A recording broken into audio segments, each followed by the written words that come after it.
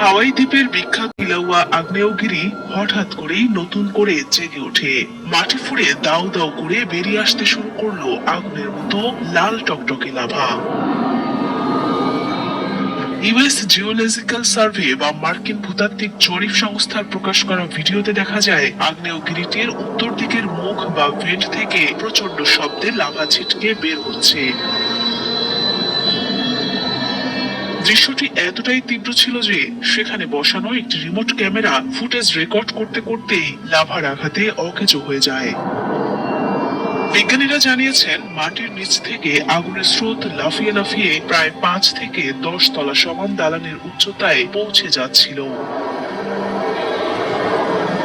প্রকৃতির এক অদ্ভুত ভয়ঙ্কর সুন্দর দৃশ্যটি দেখা যায় গত 6 ডিসেম্বর শনিবার হাওয়াই ভলকানোস ন্যাশনাল পার্কের ভেতরে অবস্থিত হালে মাউ মাউ জ্বালামুখী। পার্কের এই অংশটি সাধারণ মানুষের জন্য বন্ধ রাখা হয়েছে, তাই বড় কোনো বিপদের আশঙ্কা নেই। তবে আগ্নেয়গিরির গর্জন আর মাটির কম্পন ঠিকই টের পাওয়া গেছে। শনিবার রাতে উত্তর দিকের ভেন্ট বা মুখ থেকে যখন অনবরত লাভা বের হচ্ছিল, তখন দক্ষিণ দিকের মুখটিতেও আগুনের আভা দেখা গেছে। একই সাথে মাটি কেঁপে উঠছিল মৃদু ভূমিকম্পে।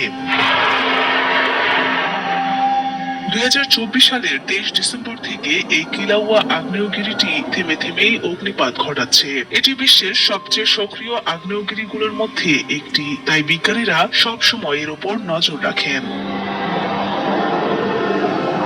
এর আগে নভেম্বর মাসের শুরুতেই বিজ্ঞানীরা আঁচ করতে পেরেছিলেন যে বড় কিছু ঘটতে যাচ্ছে। গত 7 নভেম্বর সন্ধ্যার দিকেও জ্বালামুখ দিয়ে লাভা গড়িয়ে পড়ার দৃশ্য দেখা গিয়েছিল।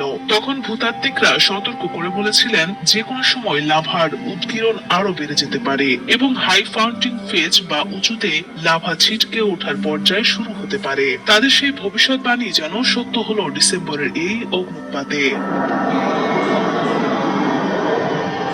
পৃথিবীর পেটের ভেতরে থাকা গলিত পাথর বা ম্যাগমা যখন প্রচন্ড চাপে বাইরে বেরিয়ে আসে, তখন তাকে আমরা লাভা বলি। আর কিলাউয়ার মতো আগ্নেয়গিরিগুলো এই লাভা উগরে দেয় অনেকটা প্রেসার কুকারের মতো চাপ ছেড়ে দেওয়ার জন্য।